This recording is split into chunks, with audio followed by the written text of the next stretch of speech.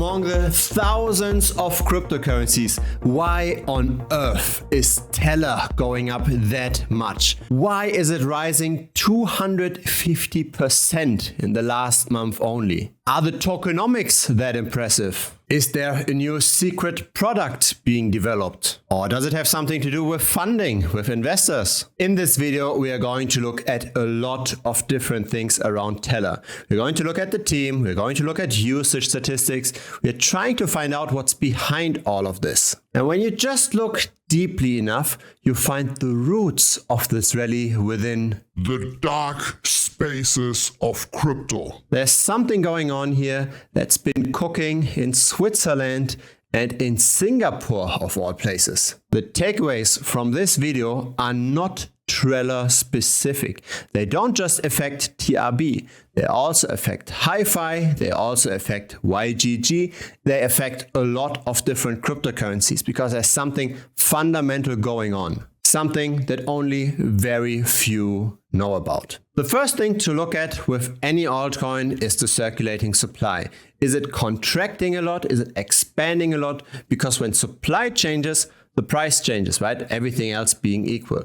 Now the supply of TRB didn't grow that much. There is some expanding supply, but it didn't really have a lot of impact. The circulating supply of TRB grew by 7% in the last 12 months. That's not a lot for cryptocurrency of that size. There's a video on YouTube describing the entire technology of Tellor in just 2 minutes. I want to spare you of those 2 minutes, but I will leave a link down below. Basically, what Tellor is doing is it's building a decentralized alternative to Chainlink. So Chainlink is a platform that brings in data to the blockchain that isn't native to the blockchain. So if you want to program something that's dependent on data from outside, be it the weather or be it some external price that the blockchain itself doesn't know, you use an oracle. And the most common use of an oracle is for borrowing and lending platforms in DeFi. So if you deposit, say, wrapped Bitcoin on a DeFi platform, the DeFi platform has to know how much is that wrapped Bitcoin worth? What's the price of that wrapped Bitcoin? Because depending on the value is then determined how much you can borrow against that collateral. So the price is hyper important. Being very accurate with the price of all of the deposited collateral is survival critical. And Chainlink has pretty much monopolized that market, and Tellor tries to break into that market in a decentralized manner because Chainlink is pretty centralized. And so we can see the different price feeds of Tellor on the website. If you want to get the data, you have to fund that data stream with Tellor tokens. So that's the usage of that token. But you can't just request any price feed. You have to choose among the predefined ones over here. And since we are already on GitHub, let's look at the GitHub activity. There is activity. Developers are still building for Tellor. So this is not a dead project. People are doing things. And there's also external support. Binance and MakerDAO invested in the seed round. The founder profiles look okay. They've got blockchain background, or at least technical background. So that all looks somewhat fine. The project isn't big though, right? There's only 13 people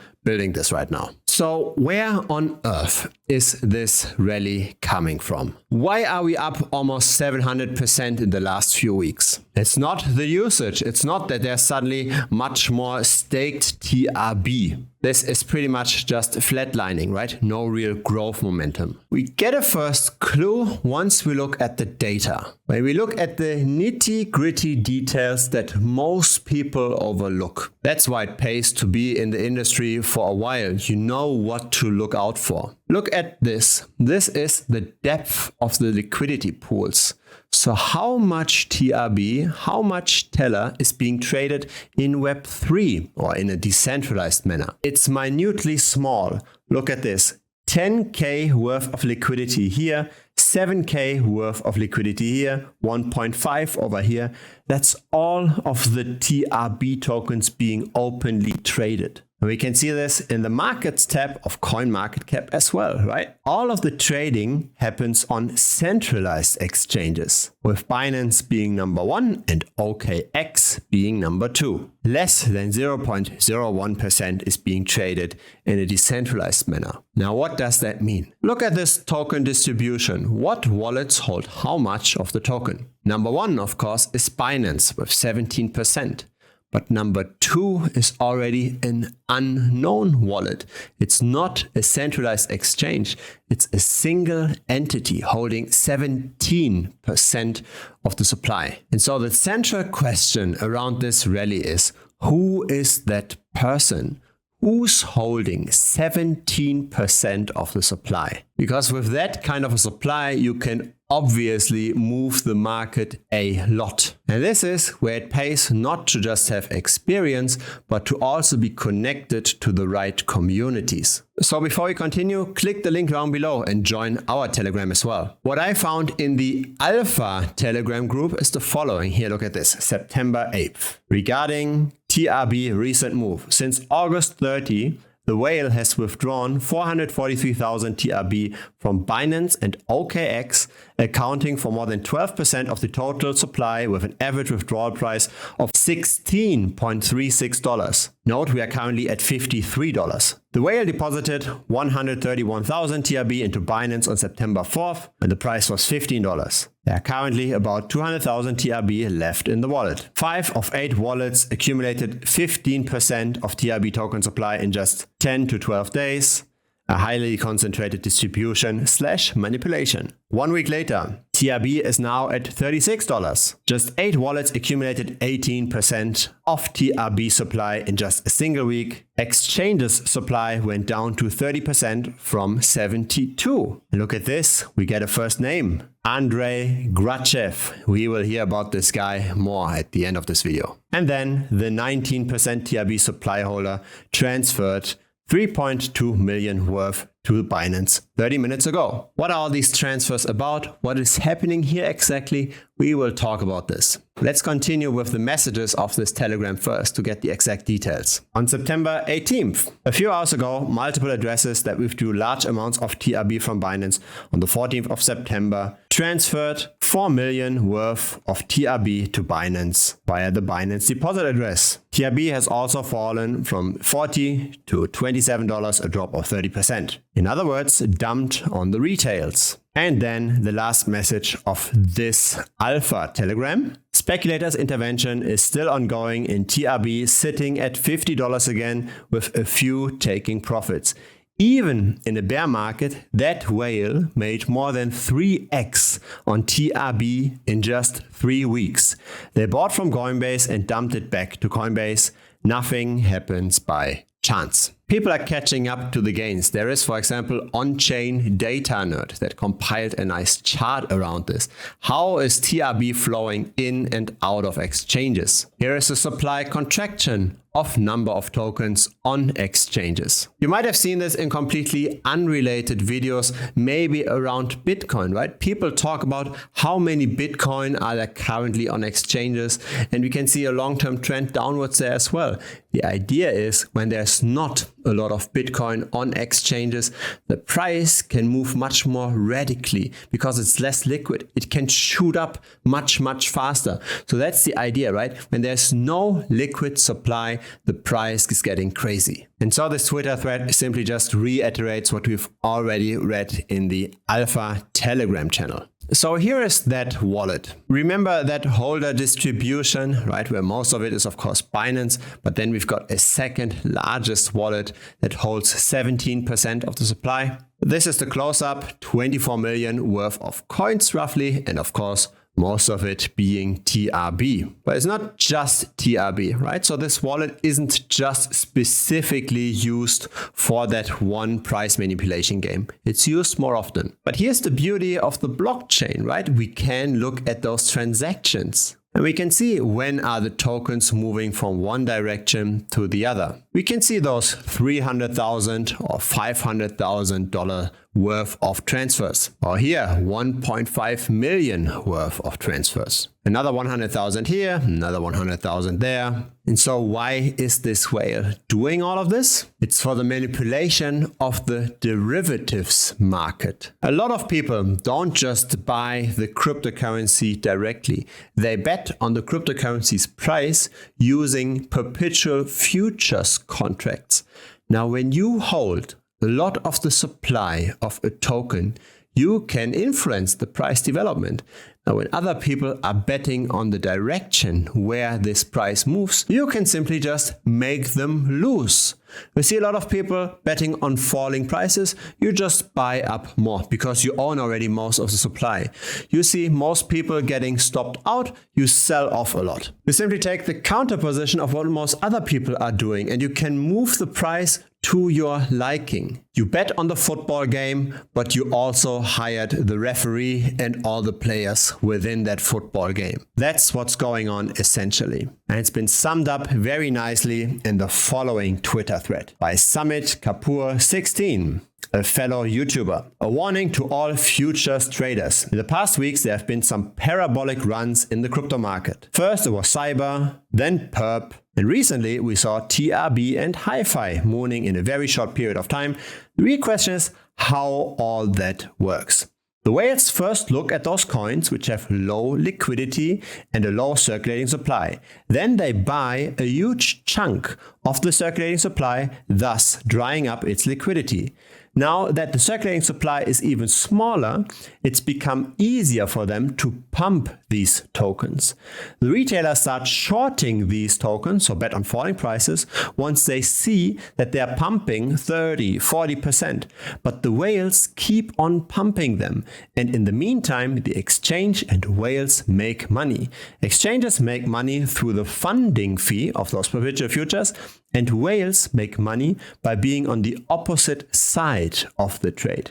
Once they're done with that, they dump their holdings, which they accumulated a few days or weeks ago while shorting these coins at the same time. So they're betting on falling prices while they sell on the spot market, saying Team A is going to win because they tell all the Team B players not to play seriously, basically. They bet on the outcome and influence the game. This is clear if you look at the charts of Cyber, Perp, and now Hi-Fi, which is down over 47% in a single day. My advice to all newbies is not to short or long these tokens, as most likely you will end up getting wrecked. Also, if you're opening any trade, make sure to keep leverage low and also set a stop loss so that you don't lose your entire fund.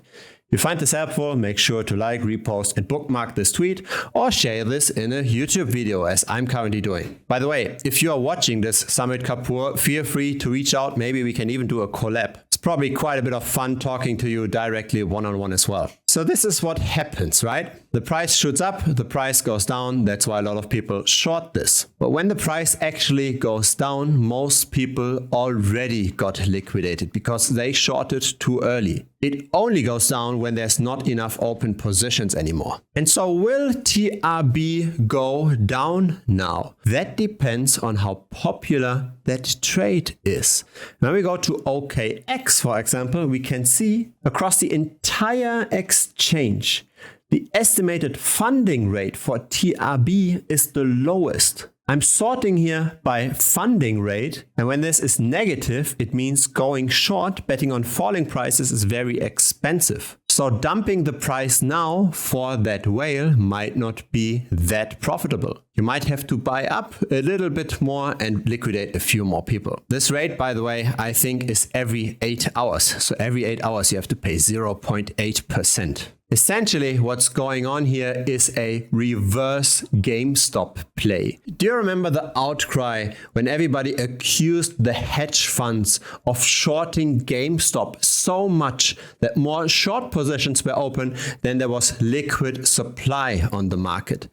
Well, now the exact opposite is happening. The masses are all shorting and the big guys, they are buying up. It's the exact opposite of what happened with GameStop. Right? This is how the GameStop price developed. A classic short squeeze. When you're betting on falling prices, you cannot afford the price to rise too much. Because if the price rises too much, then you get stopped out. because your collateral isn't anymore valued enough relative to the debt that you now have due to the short position. So the price rises, more purchases are being done, and then the shorts have to buy because they get stopped out, they get liquidated. That's when the price really shoots up. That's when the short squeeze happens. Instead of retail buying it all up and the hedge funds getting liquidated, it's now the opposite. The hedge funds are buying up and retail is getting liquidated. The market cap of TRB, of Tellor, is 128 million. The open interest on Binance and Bybit combined alone is already more than the market cap. Somebody will get squeezed out here. And the squeeze is likely only going to stop once the short sellers are giving up. Or at least once the short sellers in aggregate, once most of them gave up. The guy behind all of this is called Andrei of DWF Labs. He's based in Switzerland, but DWF has people in Singapore, in the US, and in Hong Kong. What do we learn from all of this? First, it's very valuable to follow the whale wallets, to follow wallets as the one we've just looked at.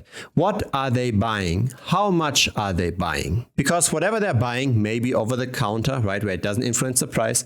Whatever they're buying, they might intend to short squeeze this afterwards. We also learn that betting on falling prices isn't always the safest, right? You've got very strong competition.